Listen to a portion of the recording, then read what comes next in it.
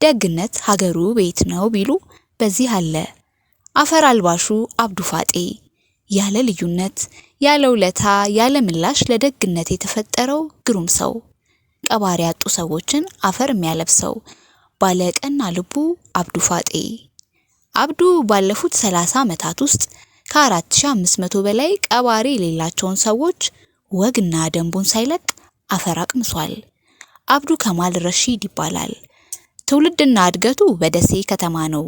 አብዱ እንደተናገረው የተለያዩ የበጎ አድራጎት ስራዎችን በገንዘብም ሆነ በጉልበት ከሚያግዙት ጥቂት ሰዎች ጋር በመሆን መስራት ችሏል። በእድሜ በመግፋት በድንገተኛ አደጋና በተለያዩ ምክንያት ህይወታቸው ያለፈና ቀባሪ የሌላቸው ሰዎችን አስፈላጊውን ቅድመ ሁኔታ በማድረግ የቀብር ስነ ስርዓታቸውን በማስፈጸም ነው የሚታወቀው። አብዱ ባለፉት 30 ዓመታት ውስጥ ከ4500 በላይ ቀባሪ የሌላቸውን ሰዎች ወግና ደንቡን ሳይለቅ አፈር አቅምሷል። ሙሉ ስሙ አብዱል ከማል ረሺድ ሲሆን የከተማው ሰዎች አብዱ ፋጤ ይሉታል። ፋጤ የሚለው መጠሪያ አብዝተው የሚወዳቸው የእናቱ ስም ሲሆን አሁን ላይ ብዙ ሰው የሚጠራው በዚሁ ስያሜ ነው። ከአልአይን አማርኛ ጋር በነበረው ቆይታ የተወለድከው መቼ ነው ተብሎ ሲጠየቅ ምኑን አውቀዋለሁ ብለህ ነው? ከውልደቴ ይልቅ የምሞትበትን ቀን እያሰብኩ ለዛኛው ዓለም ስለምጠየቅበት መልካም ስራ ነው ማስበው። ግዴታ ነው ካልክ ግን በግምት 61 ሳልሻገር አልቀርም ሲል መልሷል። በቤቱ ውስጥ ሁሌም ለቀብር ስነ ስርዓት የሚያስፈልጉ ቁሳቁሶችን አሟልቶ በተጠራበት ቦታ ሁሉ ወንድ፣ ሴት፣ ክርስቲያን፣ ሙስሊም ሳይል ሟቾች በተገቢው መንገድ አስክሬናቸው እንዲያርፍ በማድረግ 30 ዓመታትን አስቆጥሯል።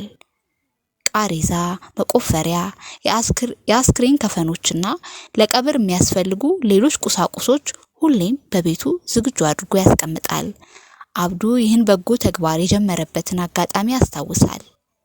ከዛሬ 30 ዓመት በፊት በደሴ መናኸሪያ ውስጥ በመኪና ረዳትነት የሚያገለግል ቤተሰብ የሌለው አንድ ልጅ መሞቱን ተከትሎ ጥሪ የደረሰው መዘጋጃ ቤት ልጁን ለመቅበር በመዘግየቱ አብዱ አስክሬኑን አጥቦና ገንዞ ከአካባቢው በተሰበሰበ ገንዘብ የቀብር ስነ ስርዓቱ እንዲፈጸም አድርጓል።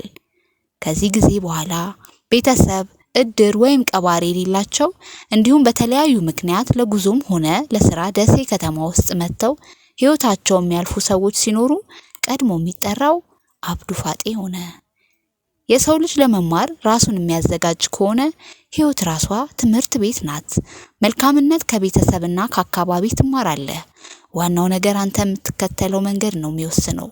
ስራውን ስጀምር በአጋጣሚ ነበር።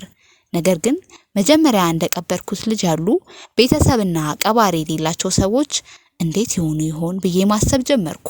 ከዛ ነው ስራዬ ብዬ ተያያዝኩት። በጊዜ ሂደት ሚሰራውን በጎ ምግባር የሚመለከቱ የከተማዋ ነዋሪዎችና ሌሎች እሱን የሚያውቁት ሰዎች የቀብር ስነ ስርዓት የሚያስፈጽምባቸውን የተለያዩ መሳሪያዎች አሟሉለት።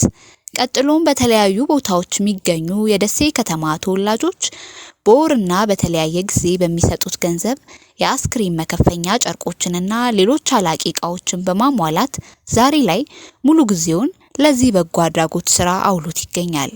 አብዱ ይህን በጎ ስራ ይህን ያህል ዓመት ያለ መሰልቸት እንዴት እንዳከናወነ ለተጠየቀው ጥያቄ እውነቴን ነው ምልህ፣ ስራው በጣም አድካሚና ሰዎች አዘውትረው ሊሰሩት የሚችሉት አይደለም። ነገር ግን ሞቴን አሳምርልኝና ቀባሪ አታሳጣኝ በሚል በማህበረሰብ ውስጥ አይደለም ብቸኛ ሆነ በዘመድ ተከበህ ራሱ ምን ያህል ከባድ ነገር እንደሆነ ታውቀዋለህ። ዛሬ ላይ እድሜያቸው የገፋ በአልጋ ላይ ይዋሉ የሞታቸውን ቀን የሚጠብቁና ቀባሪ የሌላቸው ሰዎች በየቤቱ ሞልተዋል። ህመምን ከመታመምና የሞትን ቀን ከመቁጠር ባለፈ ደግሞ እዚህ ባዶ ቤት ሞቼ ብገኝ ማን ይሆን አንስቶ የሚቀብረኝ በሚል የሚጨነቁ ሰዎች ቁጥር ቀላል እንዳይመስልህ።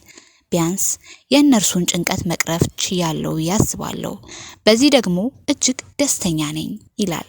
በደሴ ከተማ በስራው ያተረፈውን ዝና ተከትሎ ቀባሪ ከሌላቸው ሰዎች አብዱ ይቅበረኝ የሚል ኑዛዜ ጭምር እንደሚደርሰው ይናገራል። ሟቾች እንደነገሩ አፈር እንዲቀምሱ ማድረግ ብቻ ሳይሆን እንደየእምነታቸው አስፈላጊውን ሃይማኖታዊ ስርዓት በማከናወን በየቤቱ እምነታቸው መካነ መቃብር እንዲያርፉ ያደርጋል። አብዱ ለ3 አስርት ዓመታት ይህን ስራ ሲያከናውን የሟቾችን ስም፣ የሞቱበትን ቀን፣ አድራሻና የቀበረበትን ቦታ ሁሉ በስነ ስርዓት መዝግቦ ያኖራል። ይህን የሚያደርገው ደግሞ በአጋጣሚ የሟች ቤተሰቦች ቢገኙና ሟቹን ወደ ሌላ ቦታ ወስደው ማሳረፍ ቢፈልጉ በሚል ነው። በቀን ከአንድ ሰው በላይ የቀብር ስነ ስርዓት እንደሚያስፈጽም የሚናገረው አብዱ በአደጋና ድንገተኛ ሁኔታ የሞቱ ሰዎች ሲያጋጥሙ ለፖሊስ በማሳወቅ አስፈላጊው ምርመራና ማጣራት እንዲደረግ ሪፖርት ያደርጋል። በአሁኑ ወቅት ከነርሱ ጋር የቀብር ስራውን የሚያግዙ 10 በጎ ፈቃደኛ አብረውት ይሰራሉ። በዚህ ሁሉ ጊዜ ውስጥ ስላጋጠመው የተለየ አጋጣሚ ሲናገር በአንድ ወቅት የቀብር ጉድጓድ እየቆፈረ ባለበት ለረጅም ጊዜ የተቀበረ የጥይት ሳጥን ፈንድቶ እርሱና አብረውት የሚሰሩ ሰዎች ጉዳት ደርሶባቸው ለአንድ ወር ሆስፒታል ውስጥ ተኝተው እንደነበር ያስታውሳል። አብዱ ፋጤ የበጎ አድራጎት ስራውን እያሳደገ መጥቶ ከቀብር ስነ ስርዓት ማስፈጸም ባለፈ በየቤቱ ቤተሰብና አስታማሚ የሌላቸውን በጽኑ የታመሙ ሰዎች ማስታመምና መንከባከብ፣ አርብ ደግሞ በሆስፒታሎች ውስጥ ጠያቂ የሌላቸውን ታማሚዎች መጠየቅና በተቻለ መጠንም የምግብና የተለያዩ ድጋፎችን እንደሚያደርግ አጫውቶናል። ከአል አይን አማርኛ ጋር በነበረው ቃለ ምልልስ በመጨረሻ የጠየቅነው ጥያቄ ሞትን ትፈራለህ የሚል ነበር። ሞት ምኑ ያስፈራል ብለህ ነው? የማይቀርን ነገር ለምን ትፈራለህ? ዋናው ነገር ሃይማኖተኛ ኮንክ ፈጣሪ ፊት ስቀርብ ምናገረው በጎ ምግባር አለኝ ወይ ብለህ መዘጋጀት ነው። እኔ ቤት መተህ ብታይ መከፈኛ ጨርቅ ተንተርሼ ነው ምተኛው።